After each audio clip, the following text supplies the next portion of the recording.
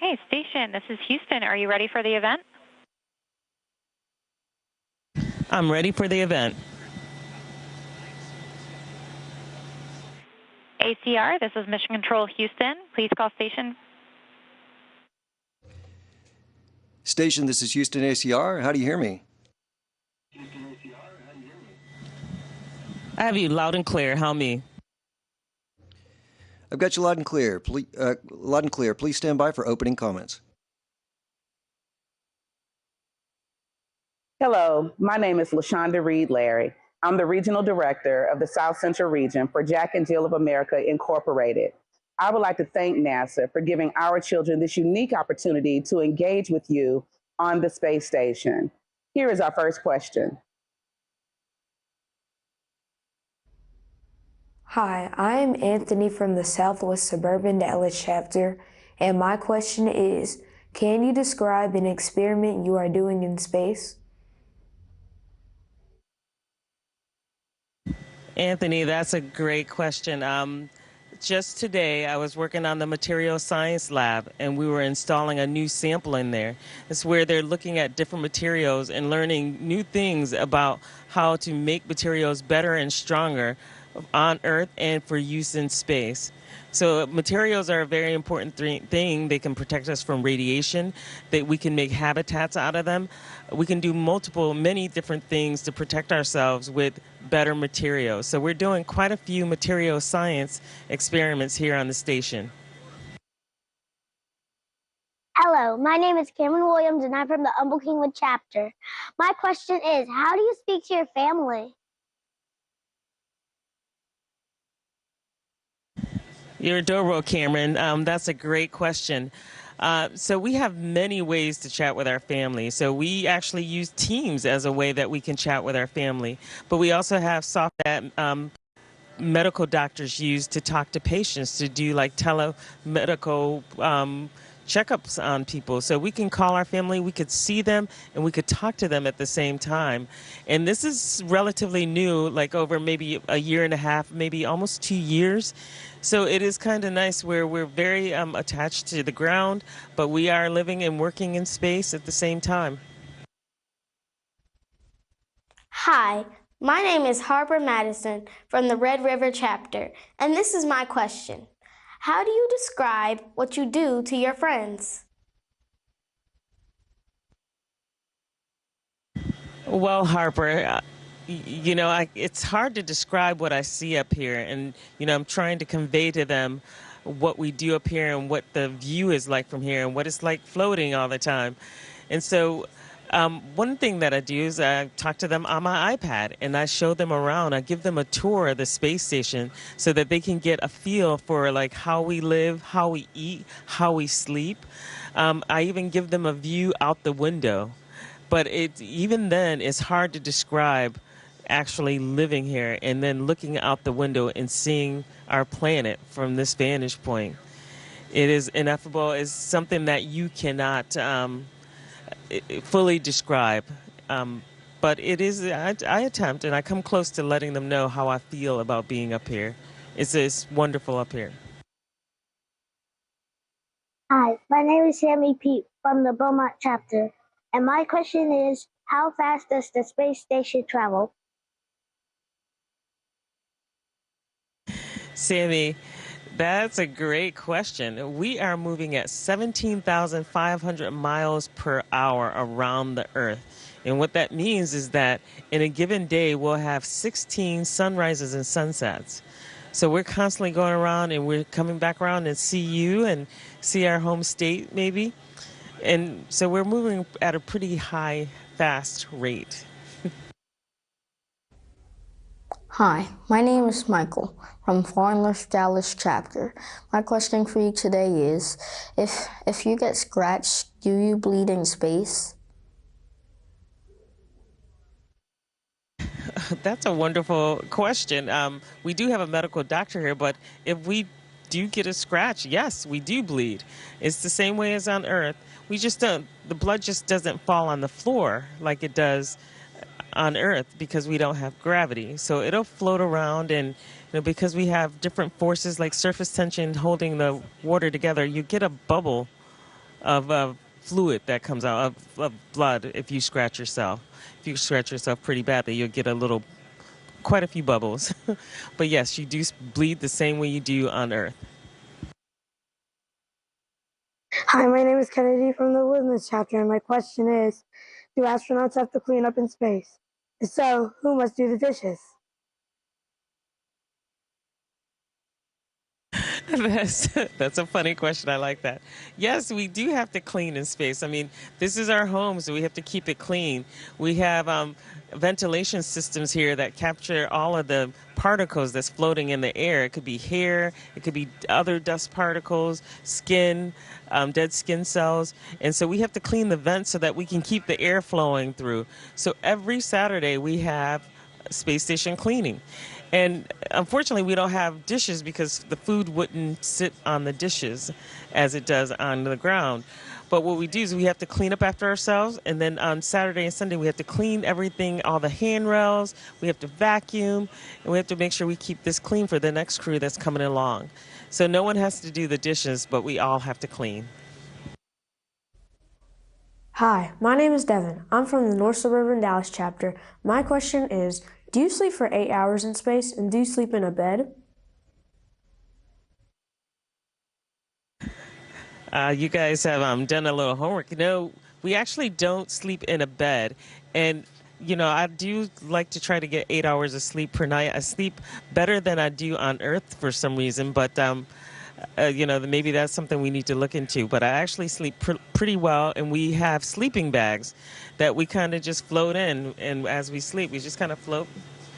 And we have our the sleeping bag is tethered down, so we don't float away. We don't float into another module, but we just kind of float inside our sleeping bags with no gravity acting on us. So maybe that's why I sleep better here in space, and I can get 8 hours of sleep.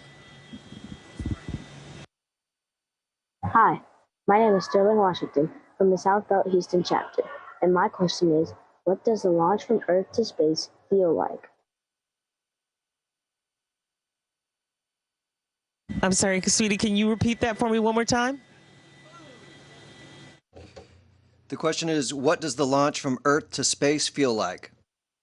Earth to space feel like?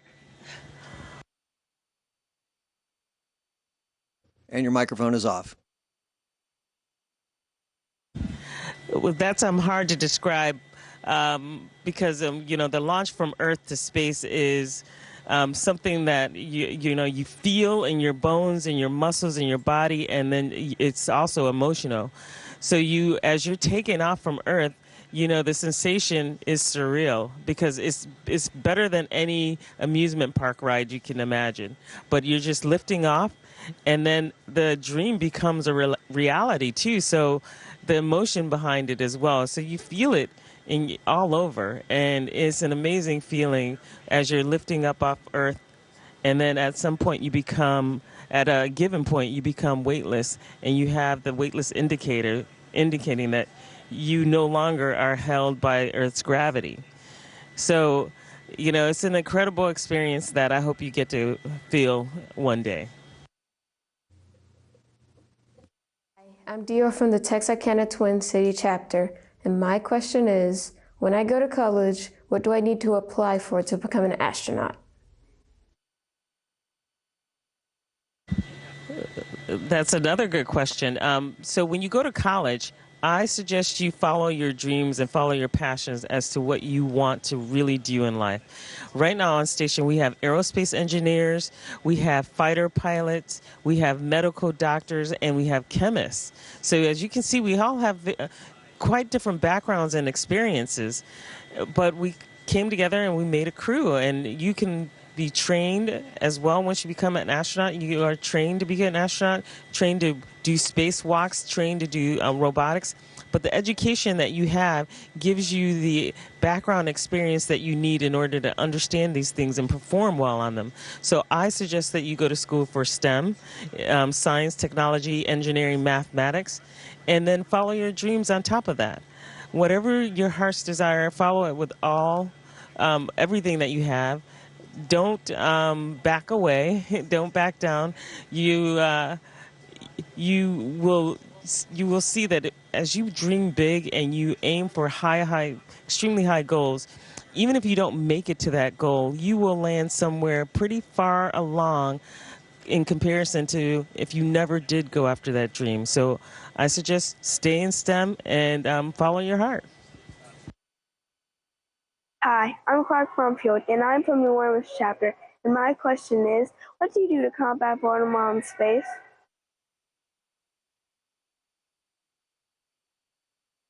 Well, it's interesting because I have not gotten bored up here in space yet. And part of that is because we're so busy up here. When we get downtime, what we end up doing is we're talking to family and friends. We're giving them tours of the space station, and we do a lot of science and other activities on board to ensure that the space station is in good condition. Like we'll have a couple of spacewalks next week in order to repair things outside the space station. So I haven't gotten bored yet, but I'll have to think of things to do when I get bored. That hasn't happened yet, though. Thanks for the question, Clark. Hi, I'm Alaya from the Alexandria chapter, and my question is, how do you apply to be an astronaut? Well, that's another good question. You should go onto the NASA site. Should look at the requirements to become an astronaut and then wait for the announcements to come up. The announcements are usually announced by USA Jobs, and you can go online and apply on there. But you have to make sure that you have the basic requirements that are outlined on the website in order to become an astronaut. Hi, I'm Sierra Wilson from the Houston chapter, and this is my question. Is there day and night in outer space? There's actually a day and night. So the Earth is spinning and we are going around the Earth as well.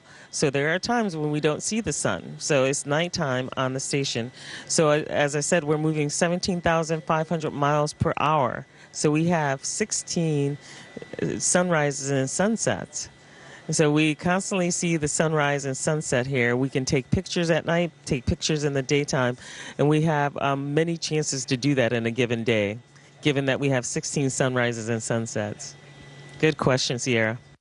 Hello, my name is Aiden Harrington from Greater Channel Chapter, and my question is, do you exercise in space to stay fit, and what exercises do you do?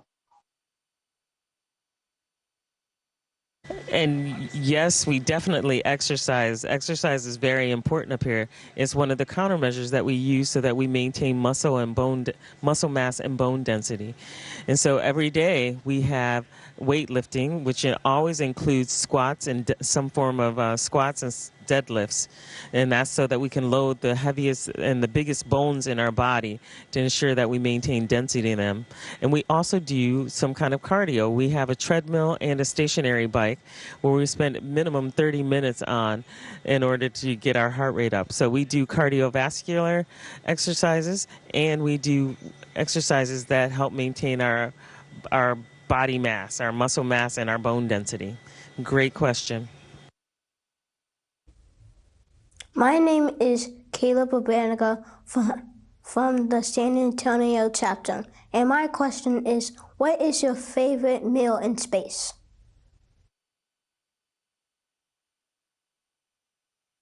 My favorite meal in space, well, it varies from time to time. So, but this time, at this stage in the flight, one of my favorite things is, I like peanut butter. So for breakfast or for lunch, I like to have a peanut butter on whole wheat bread, or I like to have the chicken with beans and corn, and it's like it's kind of in a tomato sauce, but it's pretty healthy and pretty delicious. So that's a great question.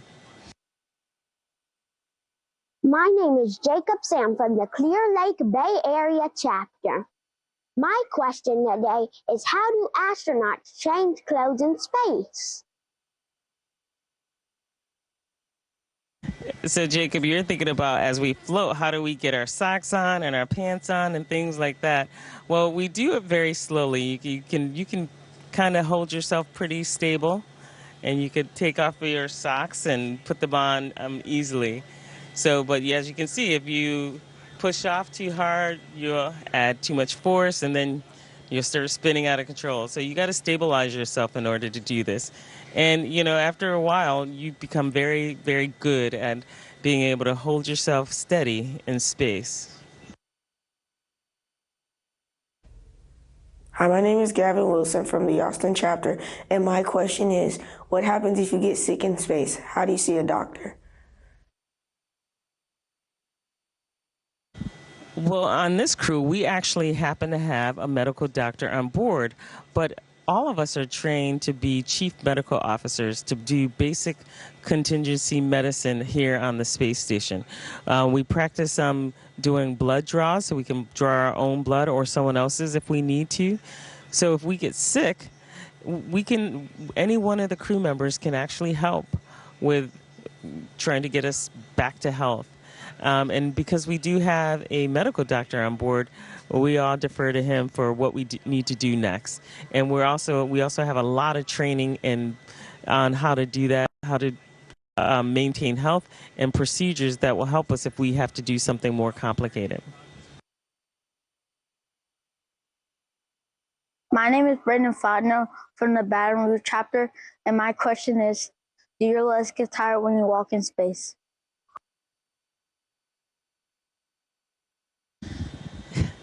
So in space, Brandon, we don't actually use our legs as much as we use our upper body. We use our upper body. We do use our legs to hold us, like grab a handrail, but we don't really walk in space. We float everywhere. And so during spacewalks even, the crew mainly use their upper body to translate from one end of the station to the other. So we don't really use our legs like you think. We mostly float, so our legs really don't get tired unless we're exercising, doing those squats and deadlifts that we have to do every day. Hello, I am National Vice President Sativa Leach-Bowen. Thank you so much for joining and allowing our children of Jack and Jill of America Incorporated to participate in this event. We'd like to thank NASA and all of the individuals who allowed us to make this opportunity for our children. Have a great one. Thank you for your questions and thank you for being here. Station, this is Houston ACR. That concludes the event.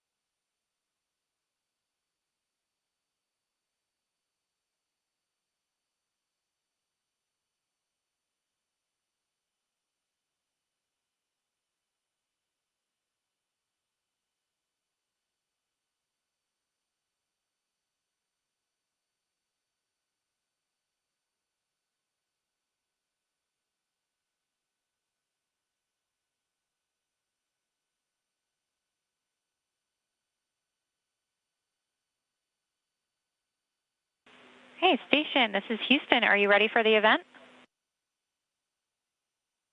I'm ready for the event.